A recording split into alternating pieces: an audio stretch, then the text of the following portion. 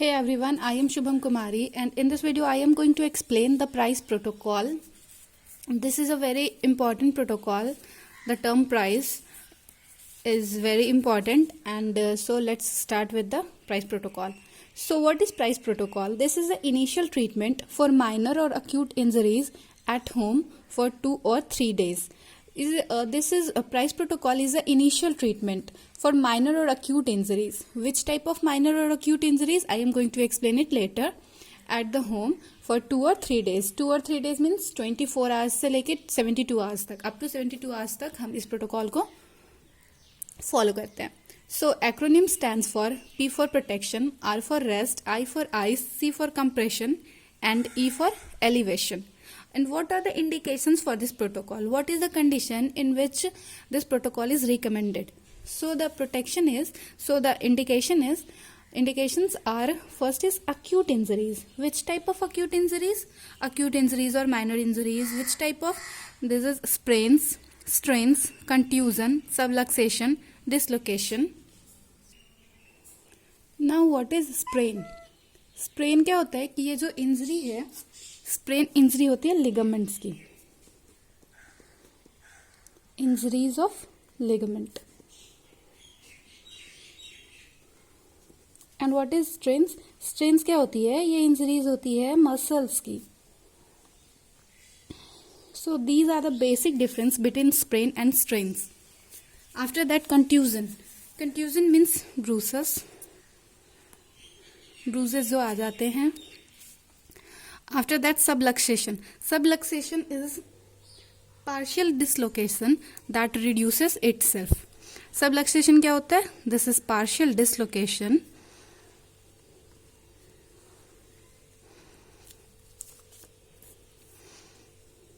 that reduces itself. And the dislocation. So these are the acute injuries in which we are going to use the price protocol. So the principles of price protocol may be particularly helpful during the first 24 to 72 hours, means first 2 or 3 days. So before this we have RICE protocol, traditional RICE protocol, in which we are going to add the protection first principle and it convert into the price protocol. So what is the first principle? So let's start with the price protocol. The first one is protection. Protection is the first principle. The first principle is protection and is meant to avoid further injury to the area by protecting the injured structures. उस area में जो कि already injured है उसमें अब further injury होने से protect करना है. So this is the meaning of protection. So how we can protect that area or the injured structures? So we should try partial immobilization of the injured area by using a splint, sling, bandage, braces, or we can use protective tape, etc. All these we can use for immobilizing the partial immobilizing of the injured structures or injured area. Or for now we are going to add an example. For example, if the leg or foot is injured, अगर leg or foot injured हो गया, what we are going to do? We can protect it. How we can protect it? So we can protect by limiting or avoiding weight bearing through the use of crutches or a cane. So with the help of foot or leg we walk. So during walking we can use crutches or canes, so we can distribute the weight, so we can protect the injured area. So after protection we are going to study about second principle, that is rest. So injuries need time to heal, so the rest is important to allow for healing. Injuries need time to heal. Everybody knows कि time होगा injury heal होगा, time कुछ तो time चाहिए injury heal होने के लिए, तो रेस्ट इंपॉर्टेंट है. So try to avoid activities that stress the injured area because that may slow और प्रिवेंट हीलिंग, और हीलिंग कॉम्प्रोमाइज हो जाएगी. अगर हम एक्टिविटी करते रहेंगे तो उस एरिया को रेस्ट नहीं मिलेगा. अगर रेस्ट नहीं मिलेगा तो वो इंजर्ड पार्ट जो है वो हील नहीं हो पाएगा प्रॉपरली, तो इंजरी क्या हो जाएगी? कॉम्प्रोमाइज हो जाएगी. So try to avoid activities that stress the injured area because that may slow और prevent healing. Some movement, however, is beneficial, like gentle, pain-free range of motion. Here ROM is for range of motion, and basic isometric contractions of the joints and muscles surrounding the injury. कुछ movement जो होते हैं helpful होते हैं, but still we have to rest for the healing. After the rest, the third principle is ice. We can apply the ice. Why we are going to apply the ice? So let's study about why we are going to use ice. So use of ice or cold treatment, which is also known as cryotherapy, to treat acute injuries. हम ice use करते हैं, cold treatment देते हैं acute injuries पे. क्यों देते हैं? So cooling an injury will relieve pain as well as reduce the amount of swelling. So अगर हम किसी इंजरी को कूल करते हैं तो क्या होता है, पेन हमारा रिलीफ होता है, मतलब हमारा पेन रिड्यूस हो रहा है. और क्या हो रहा है, reduce the amount of swelling, means कि हमारा स्वेलिंग रिड्यूस हो रहा है. तो हम क्यों आइस यूज कर रहे हैं? पेन और स्वेलिंग को रिड्यूस करने के लिए. So cooling an injury will relieve pain as well as reduce the amount of swelling. We can use ice but not apply it directly to the skin. Ice तो हम लोग use कर रहे हैं, बट आइस को कभी भी directly skin पे अप्लाई नहीं करेंगे. इसको हम रैप करेंगे. Wrap the ice in a tea towel, किसी टी टॉवल या स्मॉल से टॉवल में रैप करेंगे. But we can also use reusable cold packs and instant ice packs. We can also use reusable cold packs and instant ice packs which is specifically designed for such purpose. ये reusable cold packs और instant ice packs जो होते हैं, ये specifically designed होते हैं ये ice therapy वाले पर्पस के लिए, जिससे कि हम कोल्ड ट्रीटमेंट देते हैं. तो इससे क्या होता है, पेन और स्वेलिंग रिड्यूस होता है. सो अगर आपको कोल्ड पैक्स खरीदने हैं तो ये मतलब ऑनलाइन आपको आराम से मिल जाएंगी और आप परचेस कर सकते हैं. After that don't apply more than 15 minutes. तो 15 मिनट्स से ज़्यादा अप्लाई ना करें. Cycles of 10 to 15 minutes on and 1 to 2 hours of are generally agreed upon as effective and safer than longer periods of continuous ice application. Means कि आप 10 to 15 minutes तक ice को apply करें. After that 1 to 2 hours का break लें. तो ये सबसे सेफेस्ट और इफेक्टिव मेथड है आइस को अप्लाई करने का. और इसमें आइस थेरेपी के टाइम पे हमें एक प्रिकॉशन लेना होता है. And what is that precaution? That precaution is must check the skin sensitivity और एलर्जी. पेशेंट को कोई स्किन सेंसिटिविटी तो नहीं है कोल्ड से, क्योंकि बहुत से लोगों का स्किन, बहुत से पर्सन्स का स्किन ऐसा होता है कि आप आइस रखो तो वहाँ पे इचिंग स्टार्ट हो जाता है या फिर कोई एलर्जी शो करता है स्किन. तो अगर पहले प्रिकॉशन ले लो कि पेशेंट को किसी टाइप की सेंसिटिविटी या एलर्जी तो नहीं है आइस से. After ice the fourth principle is compression. What is compression means?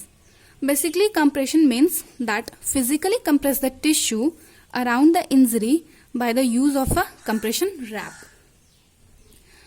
तो हम एक compression wrap use करते हैं. What is compression wrap? Such as an elastic bandage by applying external force. Which type of compression wrap we can use? We can use an elastic bandage for wrapping the injured part. So what is compression? Compression means that physically compress the tissue around the injury by the use of a compression wrap such as an elastic bandage by applying external force. हम external force लगा के compress करके जो injured part है उसको rap कर देंगे with the help of elastic bandage. And this compression prevent excessive swelling and provides mild support. और ये कंप्रेशन क्या करेगा? कंप्रेशन बैंड करेगा क्या? स्वेलिंग को, एक्सेसिव स्वेलिंग जो हो रही होगी उसको प्रिवेंट करेगा, मीन्स कि स्वेलिंग को रिड्यूस करेगा और प्रोवाइड करेगा mild support. Compression band provide very mild support. This is mainly use for reducing excessive swelling. After that, the bandage should not cause tingling, numbness or color change of the soft tissue. For avoiding this, loosening the bandage quickly.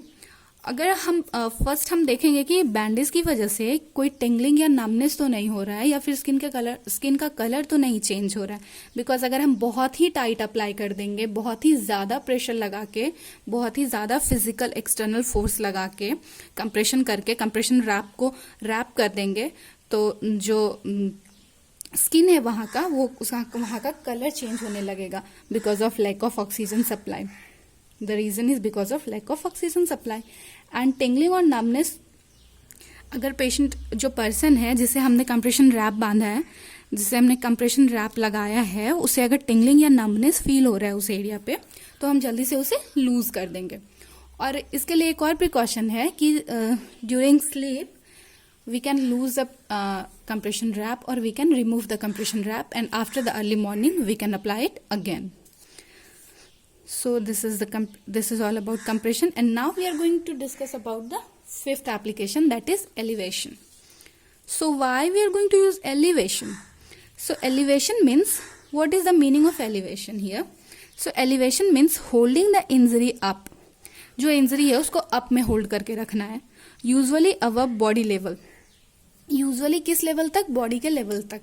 Body के level से up रखना है. Body के level means यहाँ पे basically मतलब है कि हार्ट के लेवल से आपको ऊपर रखना है, बिकॉज हार्ट हमारी ब्लड सप्लाई करती है बॉडी को, तो हार्ट के लेवल से ऊपर तक रखना है. This is the basic means of elevation. It helps to reduce the pooling of fluid in the injured extremity और जॉइंट. क्यों हम एलिवेट कर रहे हैं? सो एलिवेशन बेसिकली हेल्प करता है पूलिंग ऑफ फ्लूइड को रिड्यूस करता है इन द इंजर्ड एक्सट्रीमिटी और जॉइंट. तो ब्लड के पूलिंग से क्या हो जाएगा, फ्लूइड के पूलिंग से क्या हो जाएगा कि स्वेलिंग वहां पे और बढ़ जाएगी. अगर हम एलिवेट कर देते हैं उस पार्ट को तो वहां पे बहुत ज्यादा स्वेलिंग नहीं आएगी. So what it helps in controlling swelling, can help decrease pain and may limit the loss of range of motion, possibly speeding up recovery time. जो है रिकवरी टाइम को भी स्पीड कर देता है. So controlling swelling can help decrease pain and may limit the loss of range of motion, possibly speeding up recovery time. And for example, an injured wrist, how we can elevate? So here's one example I am going to explain. If a wrist is injured, so an injured wrist can be elevated simply by holding up the arm. So अगर हम ये wrist हमारा injured है तो simply arm को hold कर लेंगे, अपने चेस्ट के लेवल से ऊपर ले जाके होल्ड कर लेंगे. बट हम ये होल्ड किए रख तो नहीं सकते पूरे टाइम, तो हम इसे कुछ कुछ टाइम के लिए करेंगे. जब हमें ध्यान आ गया तो थोड़ी देर के लिए होल्ड करके रख लेंगे, और अगर ज्यादा इंपॉर्टेंट होगा तो हम स्लिंग लगा के होल्ड करके रखते हैं लेवल से अप. स्लिंग लगा के एलिवेट करके रखते हैं, स्लिंग इसलिए यूज किया जाता है. So this is all about the price protocol. I hope this video is helpful for you guys. Please like my video, share and subscribe my channel. Thanks for watching.